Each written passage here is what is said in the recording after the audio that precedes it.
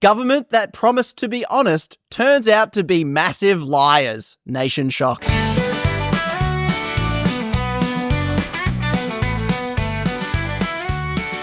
Welcome back to the Punters Comments podcast, the show where we make politics simple for the everyday punter like me, Conrad. And like me, James. And each week, we dig into the stuff that politicians hope you don't notice. Nailed it, Punter James. Hey, did you see the Liberal Party followed the Nationals and ditched net zero? Yes, I did. Jingle. Politics, let the drama spin. But I ain't spending any time on it. At this point, Punter James, who bloody cares? And while we're not spending any time on it, Sure. at this point, I think the Liberal Party's only job is to be so rubbish and irrelevant that it makes Albo look good. That's generally what I think. That's it. I think that's their role now. Look, while we're not talking about it, Yeah. I Googled net zero this week, and I'm slightly embarrassed to say it, but I think a lot of people out there, including myself, it's a buzzword. People didn't really know. Well, I didn't really know what it meant. Oh, that's actually fair enough. So, it is a bit of an abstract term. In everyday punter terms, to me, net zero was the amount of emissions that we make in Australia. The government is trying to offset them. Number one, by reducing the amount of emissions, but also number two, by doing good stuff like renewables and planting trees and stuff like that, so that we are at net zero emissions. We're still going to make them, but we're offsetting them. Allow me to be more cynical. Oh, great.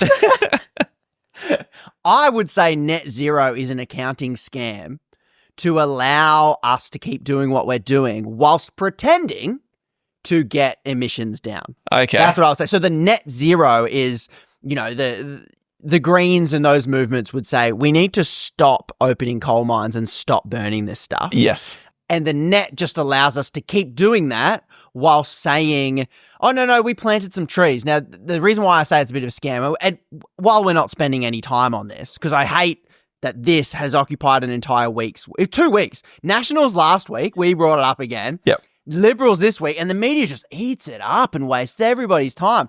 And maybe we'll do a future episode on it. The scam comes with the little shenanigans, like the carbon credit trading sort of stuff. There's things that have come out that have gone, oh, the government's selling carbon offsets that companies can buy and say, oh, look, we offsetted it. But those carbon things were for like trees that weren't ever planned to be cut down, but then they got the credit for not cutting them down. Oh, well done. So that's why it's like this accounting scam. And then I think one that comes to mind, and I would need to fact check all of this. This is off the cuff as we are not talking about it. Yeah. I think the gas cartels, when they're drilling offshore, they go, no, we're going to do carbon capture and storage or whatever. We're going to capture the carbon. Right. Hey, what are you going to do with that carbon?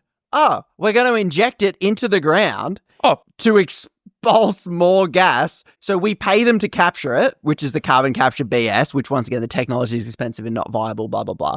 But then whatever they do, they inject it, get more gas out. Perfect. And we pay them to do it. Oh, we're nice people. So good on us. So Punter James, that's probably why I'm not spending any time on it. And honestly, both parties are taking cash from the same fossil fuel bludgers. And that's why I say the Liberal Party's role is to be so bad that when you look at what half-assed Albo's doing, we go, oh, that's pretty good. Look at him. He's not backing down. But whilst continuing to let Woodside do whatever they want, still give gas away for free, literally do their bidding. But we're now in this culture war fighting going, no, I'm for net zero, even though I've just described how it's also being fully scammed. So I would take a punt on this. I would say every moment the media spends pretending that the Liberal Party is now anything more than Gina and Exxon's lapdog Right. is a waste of everybody's time. Our Lady Gina, still calling the shots. And I'll take a punt. I'll add it to the running punts. Yes, write this down. I'm happy to be wrong about it, but I think the Liberal Party will do as badly as they did in this election or worse at the next one. Oh. Because I don't think that, like I said in the last episode, I don't think their goal is to win. It's just to make Albanese look better. Yeah, and just run pure distraction politics that dominates the media and stops we punters coming back and going, hey, are we still giving gas away for free? Yeah, yes, we are. Yes, we are. Okay, punt noted. Mark my words. Politician lines it up and, well, hang on. There's a question from left field and, oh my God, I don't believe it. What a manoeuvre. That has got to be political play of the day.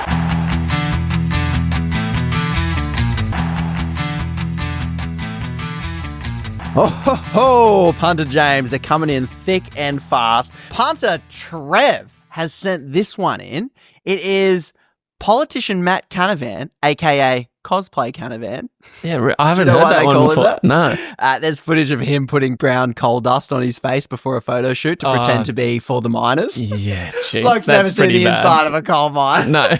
And he's obviously like super pro coal boy. Let's take a watch and see how he's done. What would it cost Australia to drop the net zero target, to get rid of net zero? What's the cost? To drop net zero. Well, there's obviously in that question there's the cost of it. The calculation is what is the cost of getting to net zero, because the cost of dropping it is the benefit of avoiding those costs. Well played political manoeuvre from Cosplay Canavan there. First up, Journo, straight down the line, clear, concise question.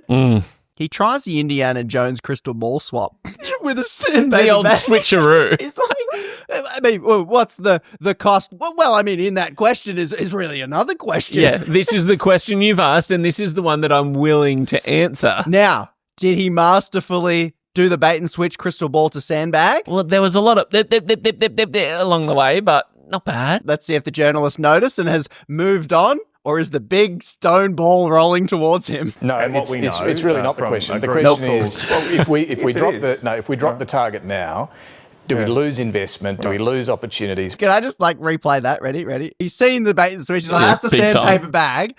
And then he's like, no, that's not the question that I asked. And watch Matt. Is the benefit of avoiding those costs. No, and what it's, we know, it's really not the from question. a The group question called- is, well, if we yes, it drop is. the Well, it is. Well, it is. He's telling him what the question He's is. doubling down. He's going, no. That is the question that I'm willing to answer. drop the target now, do we lose investment? Do we lose opportunities? What's the cost More of clarification? abandoning the target right now? He's spelling it out like a teacher. Okay, you're playing thick. Yeah, he's slowed his voice down. He's Yeah. getting really specific. Yeah, making it harder for Cosplay Canavan to hide. Right. Okay. Well. Sorry. I mean, you can ask the question you like. I'll answer it the way I like. The complete denial of reality. He's hoping for the play on, doesn't get the play on. Clean tackle from the journo. He's pinned him with the question. And Cosplay Canavan has played the "You're not the boss of me" card. Yeah. You're not my mum. You're not my real mum. You can't tell me what to do. Listen, ref, make whatever call you want, but I'm going to play the way I want to play. Yeah. You might think we're all playing the same game here. I'm playing my own game. Yeah, I see that rule book that you're referring to, and mine is slightly different. It's an updated version. Yeah, a bit of defiance in there Yeah, too. it is. He's kind of, this is a very Australian way. Like, obviously, political manoeuvres are pulled all over the world. This is iconic Aussie. Slows it down.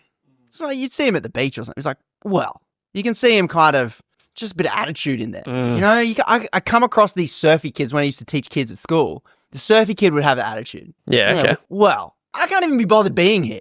You see his effort level is just like, I'm doing you a favour. Yeah. Mate, I don't need you.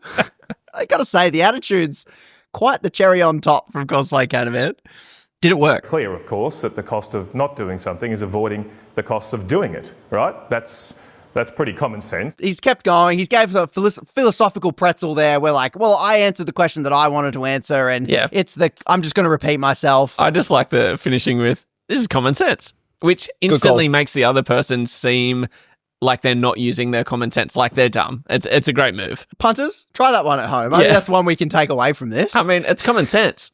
It's common sense. And then the other person has to argue why it's not common sense. But Yeah. you've said it was common sense. I think common sense is saying, look, this is just common sense, is quite similar to being like, look, don't get defensive, but, and then go into something that is instantly going to make him, because, And anything they say after don't get defensive, Yeah. oh, they're defensive. look, Conrad, don't get defensive. Well, no, I'm not getting defensive, but No, it's okay. I'm just going to make a point, but No, I'm don't not- get defensive. I'm not defensive. I'm instantly looking defensive.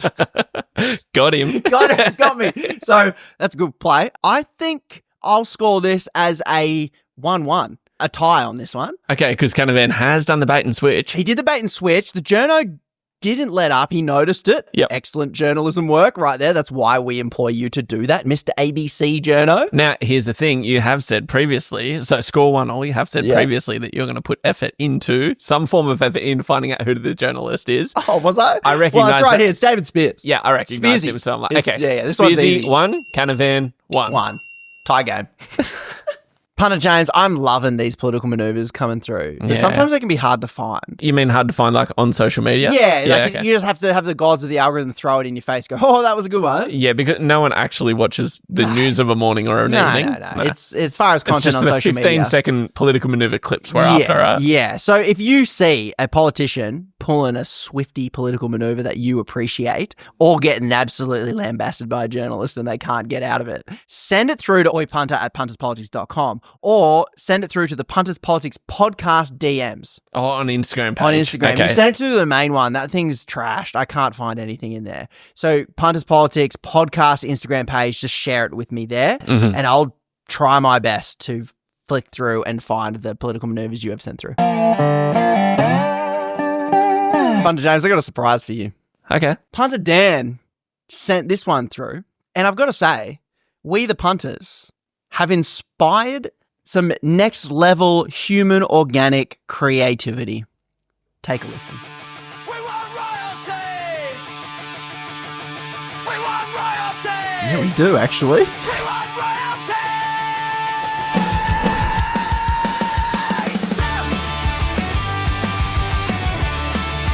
This is really good. It's a banger. This is late 90s, early 2000s. This is... Hit the millennial. We want the royalty! Not you running me! Build sovereign wealth! Free taxes and health! It's very Psalm 41 vibes, isn't it? Walls in which we I want to drum cover this. want tax for the cash! If there's a breakdown at some point, I'm going to lose my mind. We want royalties for the few and you take. Cast out for the world wonders that you pick. Thanks to weak politicians, both federal and state. Weak politicians, both federal and state. How good's that? How goes that? We do want royalties. Punter Dan. Wowee. Wow. Now, Wow. All millennials out there have just gone, it's a banger. Gen Z have gone, what the F is this? the music that I grew up with, that is bang on year 8 to year 11. Yeah. That is sort of, you're what, 2 years older? A little bit later on for you? That is, Yeah. I was just having reminiscent and I'm like, you know what? Like this whole punk rock vibes has got to come back. Yeah, that's even got some like angry surfer in it to me as well. Just like, hate authority sort of. See, we want, we want royalties. Give us what we really want. Punter Dan. That is slick. I'm informed that will be released on Spotify in January. Really? I think we'll bring it up when it releases and maybe we have a launch party for it. I think it's going to have to start. I wonder where, I'll email Punter Dan and be like, where are you blokes? Maybe we should have a Spotify launch song for a song written by the punters for the punters about the one issue that would solve all our political problems. I don't see why not. That's fantastic. I love that. Stay Punter tuned. Dan, well played. Well played. Cheers, Punt. Punter James, have you ever wondered how much of your personal data exists out there in the hands of mysterious companies you probably have never heard of? No. To be honest, I probably just try not to think about it because I'm sure it's a lot. Wow. Well, you don't have to worry about that anymore, Punter James. Thanks to Surfshark VPN. Here we go. Right. As soon as there was like you don't have to worry about it anymore. I'm assuming that Head Punter has sold out once again. For no reason in particular. Oh, sure. Yeah. You were just thinking about it. I have a unique link that you can click, and the link's here, surfshark.com/punters. If you click that, you will get 4 months extra when you sign up. Okay. Now, I have heard about these VPN things. We're actually talking about them and for earlier. no reason in particular, you're very curious about it. Yeah, sure, yeah, but I don't understand what a VPN actually is. So let me put it in a way that we punters will understand. Sure. A VPN is like a premium pair of pants, right? You can go outside, visit wherever you want to go, do whatever you want to do, and no one can see your private parts. True. That's one of the main things that pants do, yes. Yeah, so a VPN, with Surfshark VPN, you can browse anywhere on the internet. I'm not judging where you go, Punter James, But you don't then have to worry about some faceless corporation stealing your data, getting hacked, selling it on, and floating out there. Are you saying that surfing the internet without a VPN is like wearing no pants or translucent pants? I think that's exactly what I'm saying. And you don't want to be caught on the outside without pants. No, that is one of my biggest fears. Or on the internet without your virtual pants network. Yeah, but both of those things, yeah. So this VPN is storing some of my data. What happens if they get hacked? Sweet, sweet Punter James. Some VPNs do keep records of your activity, but Surfshark has a strict no logs policy, which means they don't monitor, track, or store any of your browsing data, which I can see you breathing a sigh of relief. You don't want anyone storing that anywhere. So it's like wiping your digital footprints clean the second you take a step. Now, Punter James, I would like to let you and the punters know that Surfshark, as a punter partner, has been approved by the punters over on Patreon. I put up who we might be partnering with for the punters who support us and say, how do you feel about this? And I'm happy to say, overwhelmingly said, do it. Partner with them. I got the tick. So this Surfshark VPN has the tick of approval from the punters over on Patreon. And for what it's worth, I have actually been a customer of Surfshark before they came on board as a partner. Oh, really? So I feel morally pretty good about this.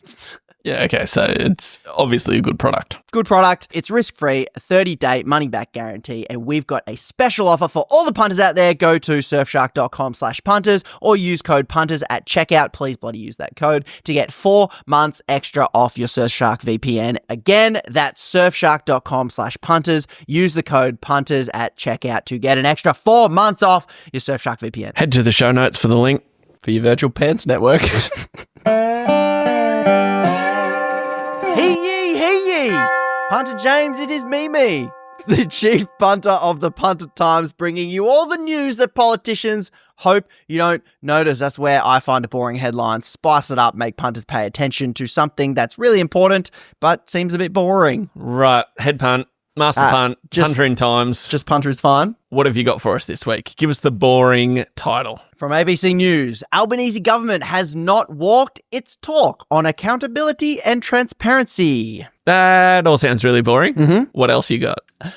Punter Times headline, government that promised to be honest turns out to be massive liars. Nation shocked. Very good. Byline with more detail. Get the chuckles, then go to the detail. Albanese cuts staff for people trying to hold him accountable while spending millions on lawyers to hide documents. Very good. Okay. Now you know what he's been up to, sneaky little boy. Yeah. No, a couple of big things that really stand out to me. Cutting staff, no matter when it happens, where it happens, it's always bad because we always talk about jobs. Cutting staff, oh my goodness. Dodgy bad. boy. Spending millions on lawyers. Lawyers are already greasy enough. If you're a long-time punt, you'll have heard self-described transparency warrior Rex Patrick. Oh yeah, he was good. Who's keeping a running tally on how much the government spends against him, hiding documents that the court eventually says, what are you doing? He can have them. Puntamon Rex Patrick's very familiar with this. Politician Albanese continues to do it despite talking a big game. So to help keep this easy for the punters, we've all been to school.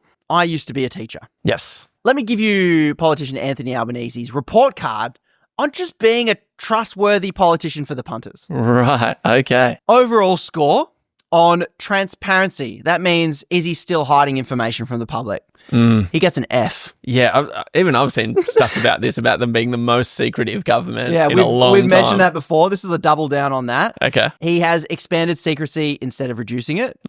He's got a bill that he's trying to get passed to make it even harder for the Puntamon Rex Patricks of the world to get info. Okay. So it's not hard enough, apparently. He's increasing refusals, as we've mentioned before, and he's doubling down on the secrecy instead of fixing the system. Next category, or next subject, I guess, he's undertaking. Jobs for his mates. Oh, yeah. This has been in politics for as long as politics has been a thing.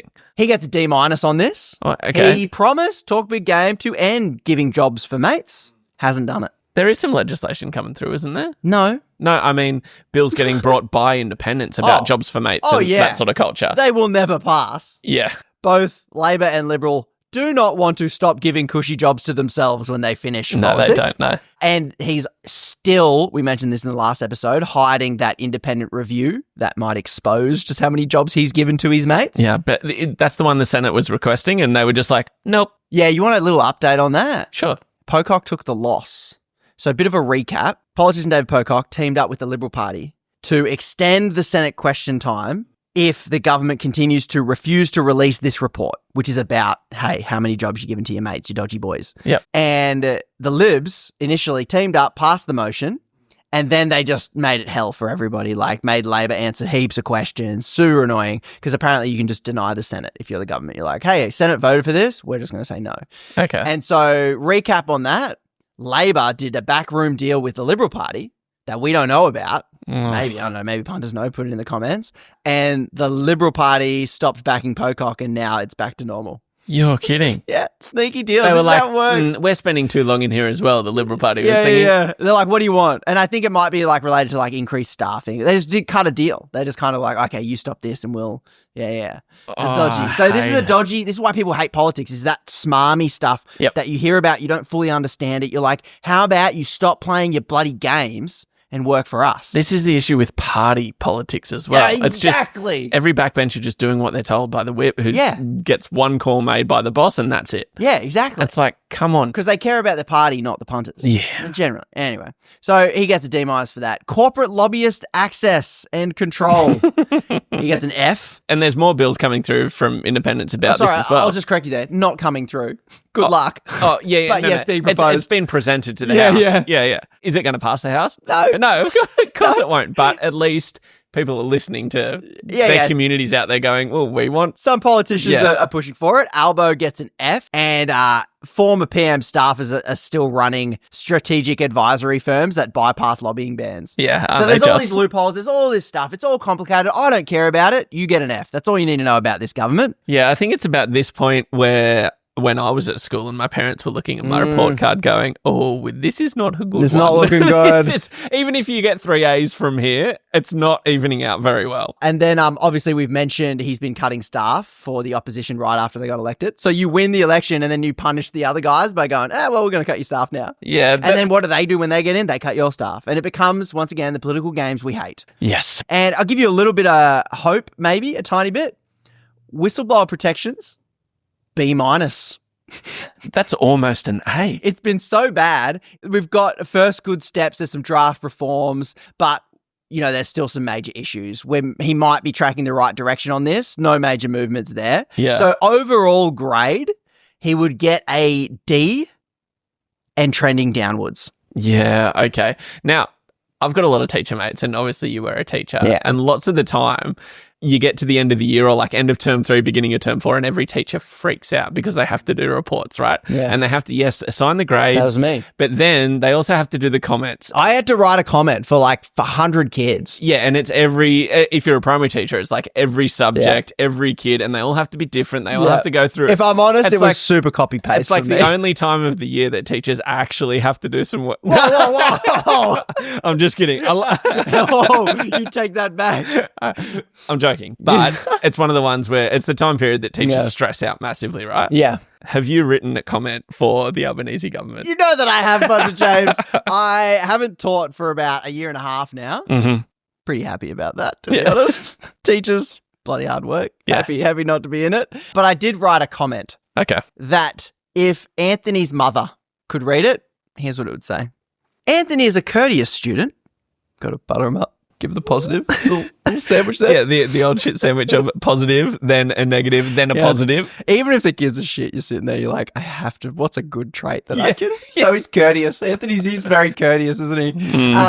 Who insists he respects the rules, though he spends most lessons inventing new ways to dodge them. He shows flashes of potential, the positive, but keeps tucking his homework behind his back whenever the teacher walks past, often handing in work that's missing, stapled shut, or mysteriously unavailable for inspection. Ah, right. I'm drawing the conclusion back to the FOIs. His habit of giving prime group project roles to his mates while whispering with the lobbyist kids behind the bike sheds has not gone unnoticed. Sounds about right. He needs to apply himself. I had to put that in there. Gosh, we've all heard that multiple times, haven't we? He needs to apply himself, whereas a teacher talk is like, don't be a lazy little shit. Yeah, you've got potential. Live up to it. Even if you don't have potential, we will say you have potential. Teaching. Needs to apply himself next term and stop confusing secrecy with achievement, as he still seems to think the rules don't apply to him. Anthony Disappointing. Is that his name? Anthony Disappointing. We punters are very disappointed in you, Anthony. Do better. Oh, I guess we've got a few minutes. You want to shoot the shit? You know I do. This is where we spend the last couple of minutes of each episode reading through the very nice amount of Spotify comments that we get through, roughly around 15 or 20. A manageable amount of Spotify comments, I would say. A manageable amount. The Instagram DMs is just too much. No, the it's a Facebook mess. comments are too boomerish. And too bottish. And no chance you're trying TikTok, Snapchat, or X. I don't want to cry in the corner, so I don't open X. Righto, here we go. Punter J. Cunningham, 31, would love an episode where you tell us how much different corporate and religious groups have paid to both parties. I'm sure there's a tool. Surely there's an online tool where J. Cunningham could go on and find that out for Donation himself. Watch? Yeah, Donation Watch, Yeah, that's it? yeah. Cool. Problem for Punter JW Cunningham, yes, go to donationwatch.com. You can see all the entities. But as we talk about all the time, there's so much dark money flowing in. And there's so many adjacent groups now that are like Advance and the Institute of Public Affairs, like these think tanks. They also collect lots of dark money in institutions and they funnel it through with all. There are so many loopholes with this. That'll give you an overview, which all you really need to know is they're not working for you. And that's why they need to tighten up the donation laws. But for now, yeah, donationwatch.com would be your best bet. Okay, another one from punter Rob G. Jack. Wouldn't it be great to correlate political donations and tax avoidance? Plot them on a 2x2 and see which companies are truly the most awful. Political donations and tax avoidance. The only thing is that when you only look at political donations, it doesn't tell the full story, which is why they can get away with it. Yep. Because essentially what the political donation story alone says is our politicians, I always bring this example up, the Nationals, have been bought out by Big Fossil for literally 60 grand. Yep. There are some cartels that give them 60 grand. I could crowd fund 60 grand, offer it to the Nationals. We've done it more than twice. Yeah. We have for the billboards and for the punters lobbyists. Yeah. And it wouldn't change anything. Yeah. Okay. Because it's also the hidden money, and it's also how much they control the media machine that they don't want to go against, and it's how much the big stick that the cartels and lobbyists have to, one, send in lobbyists into Parliament House, but also go, if you pass this law, we will spend $100 million running ads against you and make you lose the next election. Yeah, it's less the donation, more the big stick that they hold. It's the big stick, and the donation is a little tiny treat for them. Yeah, being you're like, welcome. You've been a good boy. Here's your little treat. Oh, thank you. Yep. Here's one from Punter Nico. Yeah. Normalize accepting less pay for a job where you don't sell your soul. So I'm assuming Punter Nico here wants someone who'll be our lobbyist who, yes, understands lobbying, but isn't one of these greedy, money-grubbing little boys. Yeah, that's right. So lobbyists are paid in large part for their soul. If you are lobbying for the people, don't price gouge the people. We're not asking for your soul in return. Well, here's the thing. You know how much lobbyists earn? 75 grand is the reasonable sum. Oh, yeah, for like what though? For one day a week? Yeah, a couple of days a week. You know, we will be relying on them. Like, once again, I've said it before, we can offer the punter's lobbyist soul redemption. Yes. We can redeem their soul, and you can't get that anywhere else. So we are going to rely on that for sure. Punter Paul says, hey Punts, you really need to work on getting politicians like Tim Wilson on your show, and most likely to disagree with your views. Yeah. Bring on Pauline Hanson, Senator Michaela Cash. Now that would be an interesting episode to listen to. It and would. Possibly quite funny. Guess what? You've already reached out to him. I know this previously. 100%. Politician Tim Wilson. We were in the DMs. We DM back and forth. He has a go at me. I have a go at him, make content out of it. He won't come on.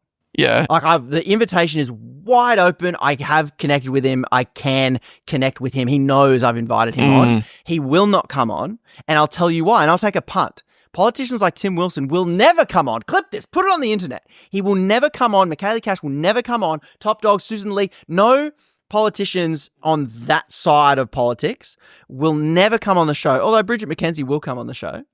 Yep. Some of them won't, because they will have to go on the record And it will be really hard for them to dodge the clear thing, hey, stop giving our gas away for free. Stop. And they want to avoid putting themselves in a situation where they're on the record to defending something that they don't believe in either. You cannot. There is no good defense of giving gas away for free, which is why I keep coming back to it.